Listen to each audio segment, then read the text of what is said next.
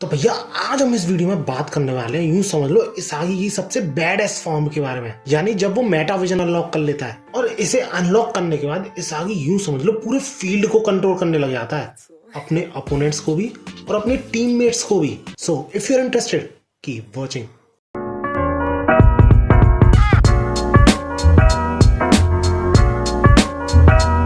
तो यार ड्यूरिंग नियो लीग जब बास्टार्ड मुशेन और मैनशाइन सिटी के बीच मैच चल रहा होता है, जिनमें से इसागी बास्टार्ड मुशेन में था, तो मैनशाइन सिटी 1 पॉइंट से आगे चल रही होती है और दूसरा गोल होने ही वाला होता है। लेकिन पता नहीं कहां से माइकल काइजर यानी बास्टार्ड मुशेन का एस स्ट्राइकर वहां आके गोल सेव कर लेता है, जिसे देख के इसागी बिल्कुल चौंक जाता है और ये सोचने लगता है reading, reaction, technique, offense, defense, हर चीज में ये बंदा कितना आगे है मुझसे। इसके बाद गोल सेव होने के बाद जब इसागी की टीम काउंटर करती है तो नेस, जो कि यूं समझ लो काइजर का एक तरीके से राइट हैंड है, बॉल को रिसीव करता है और तगड़े नटमैग के साथ अपोजिट टीम के डिफेंडर को पीछे छोड़ देता है। और क्योंकि इसागी ये मानता था कि काइजर उसका सुप्रीम वर्जन है, तो वो उसको फॉलो करने लग जाता है कि ऐसा क्या करता है ये बंदा, जिससे कि पूरा गेम इसके कंट्रोल में आ जाता है। इसके बाद काइजर और नेस एक दूसरे को पास करते हुए आगे बढ़ रहे होते हैं, लेकिन तभी कुछ ऐसा होता है जो कि इसागी बिल्कुल नहीं समझ पाता। काइजर जब गोल की तरफ जा रहा होता है तो इसागी को ये लगता है कि वो लेस क्राउडेड एरिया को चुनेगा,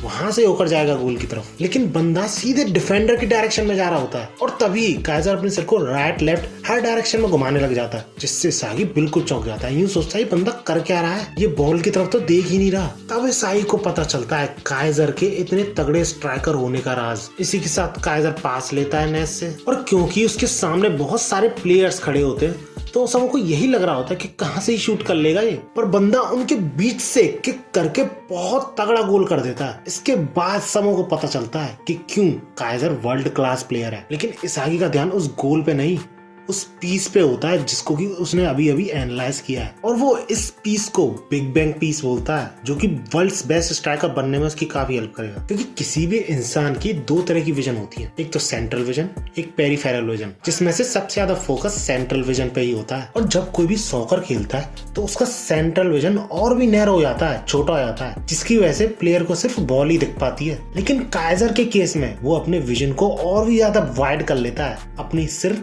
और आइज की हेल्प से, और ऐसा वो पूरे मैच के दौरान करता है जिससे कि वो हर सिचुएशन पे सही जगह पर हो। और इसको इसागी 4 डायमेंशनल विजन बोलता है, जो कि एक गॉड लाइक विजन है, सबको ऊपर से देख रही होती है और एनालाइज कर रही होती है, लाइक मेटा विजन। और इसके बाद इसागी को ये रियलाइज होता है कि ये चीज वो पहले भी यूज कर चुका है, बस उसे पता नहीं था कि वो उसने कैसे किया। और इस चीज के बाद इसागी श्योर हो जाता है कि अगर मैंने मेटा विजन और डायरेक्ट शॉट को मिला दिया तो मैं काइजर तो क्या सबको बीट कर सकता हूँ। और अब क्योंकि इतना सब कुछ इसागी सोच रहा था तो काइजर उससे ये बोलता है कि मेरे खेल को देख के डिप्रेशन में चले गए क्या। और इसके बाद इसागी काइजर को थैंक यू बोलता है, क्योंकि काइजर ने ही इसागी को ऐसा पीस दे दिया है जिसकी की हेल्प से वो काइजर को ही क्रश कर सकता है। इसी के साथ मैच फिर से शुरू होता है और शिगरी बॉल पास करता है मैनशाइन सिटी के फॉरवर्ड आगी को, और वो पास करता है रियो को। लेकिन इस बार इसागी पूरे फील्ड को बिल्कुल अलग तरीके से देख रहा होता है। अब वो सिर्फ उस बंदे को नहीं देख रहा जिसके के पास बॉल है, वो सारे लोगों को एनालाइज कर रहा होता है एक साथ। और ये सब करते हुए इसागी को ऐसा फील होता है कि उसके ऊपर कई सारी आंखें और एक ब्रेन का सर्किट बना हुआ है, जो कि सबों को स्कैन कर रहा है। और इस पॉइंट ऑफ टाइम पे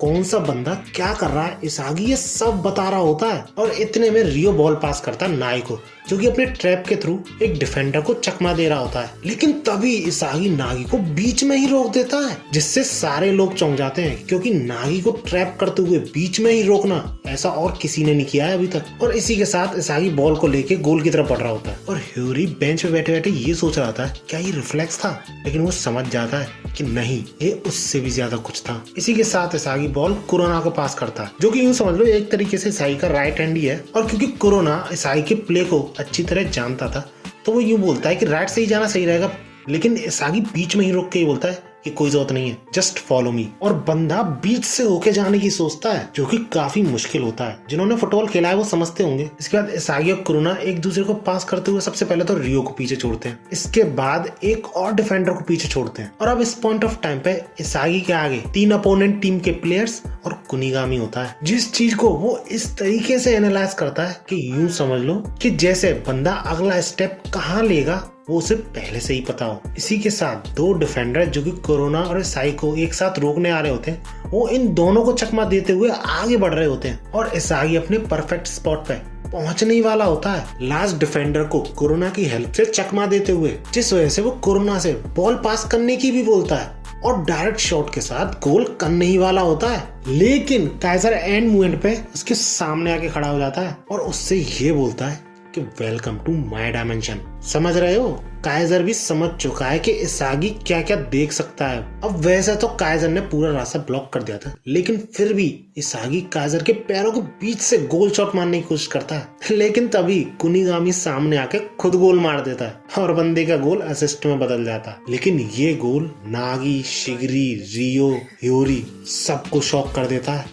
और इस पॉइंट ऑफ टाइम पे इसागी यूं समझ लो एक तरीके से कसम खाता है कि वो काइजर को मार डालेगा, भले ही ये आखिरी चीज ही क्यों ना हो करने के लिए। और ये इवोल्यूशन देख के इसाई का नियोल नोआ यानी वर्ल्ड्स बेस्ट स्ट्राइकर वो भी इम्प्रेस हो जाता है। और ये सब जो भी चीजें हुई वो सारा पहला अटेम्प्ट होता है इसागी का मेटाविजन यूज करते हुए काउंटर करने का, जिसमें वैसे तो वो सारे प्लेयर्स से आगे निकल जाता है एज अ स्ट्राइकर, लेकिन अभी भी काइजर से वो आगे नहीं निकल पाता क्योंकि एक तो दोनों पे ही मेटाविजन है और ऊपर से काइजर की गोल स्कोरिंग कैपेबिलिटीज काफी बढ़िया है। लेकिन सेकंड अटेम्प्ट के दौरान इसागी को कोई टैकल नहीं कर पाता, कोई भी नहीं रोक पाता, क्योंकि इसी मैच के दौरान उसे एक और ऐसा पीस मिल जाता है जिसकी वजह से वो काइजर से आगे निकल जाता है, जो कि है ईगोसेंट्रिज्म, जिस वजह से इसाई को पहले ही पता चल जाता है कि कोई भी प्लेयर एंड में क्या करेगा, कितना भी खेल ले लेकिन एंड में क्या करेगा, क्योंकि हर किसी बंदे को अपनी स्टोरी का प्रोटैगनिस्ट बनना है। इसके बाद भाई साहब जब इसाई के हाथों में बॉल आती है ना,